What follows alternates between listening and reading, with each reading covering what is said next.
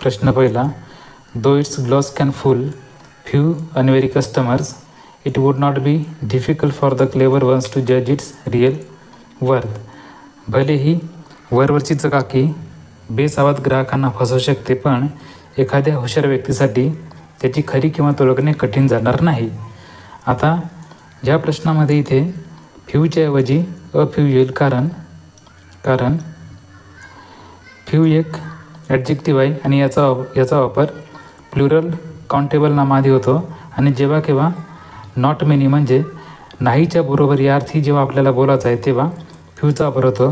पण त्याचप्रमाणे जेव्हा केव्हा आपल्याला काहीतरी संख्येने म्हणजे काहीतरी प्रमाणात या उद्देशाने जेव्हा बोलायचं आहे त्यावेळेस अफ्यू ॲडजेक्टिव्हचा वापर होतो आणि याचा वापर होकारार्थी उद्देशाने केला जातो आणि याचा वापर नकारार्थी उद्देशाने केला जातो.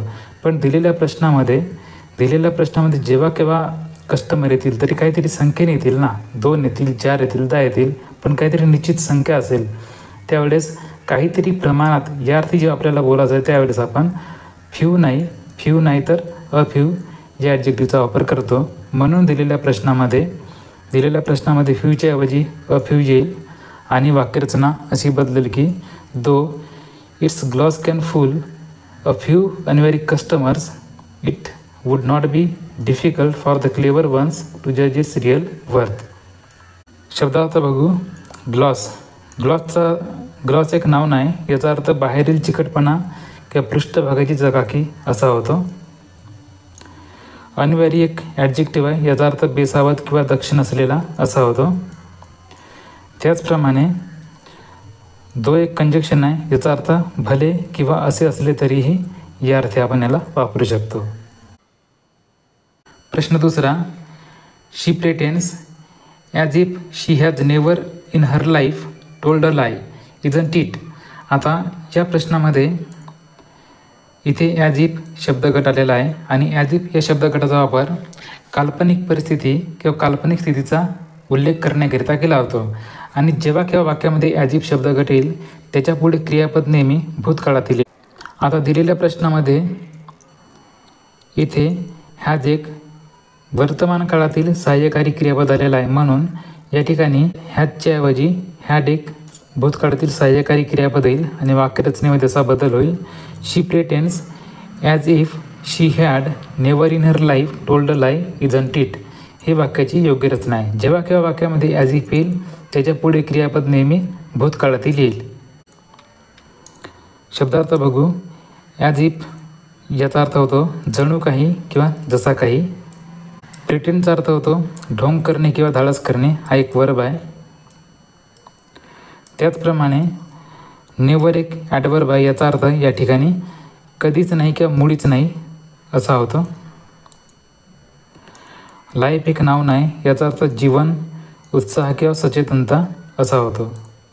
तिसरा प्रश्न, knowledge of at least 2 languages are required to pass the examination. आता या ठिकाणी नॉलेज एक नाऊन आहे आणि तो एकवचनी स्वरूपात आलेला आहे. त्याचप्रमाणे ॲटलिस्ट 2 लँग्वेजेस ऑब्जेक्ट आहे आणि तो ऑफ या शब्दयोग्य व्याने नियंत्रित केला जात आहे. आता दिलेल्या प्रश्नामध्ये नॉलेज एकवचनी नाम असल्यामुळे क्रियापदसुद्धा एकवचनी आला पाहिजे, कारण according to subject verb agreement कर्ता एकवचनी असेल तर क्रियापदसुद्धा एकवचनी येईल आणि कर्ता अनेकवचनी असेल तर क्रियापदसुद्धा अनेकवचनी येईल. पण दिलेल्या प्रश्नामध्ये नॉलेज एक एकवचनी नाम आहे म्हणून या ठिकाणी आर या सहाय्यकारी क्रियापदाऐवजी इज सहाय्यकारी क्रियापद येईल आणि वाक्यरचनेमध्ये असा बदल होईल. Knowledge of at least 2 languages is required to pass the examination. त्यानंतर शब्दार्थ बघू.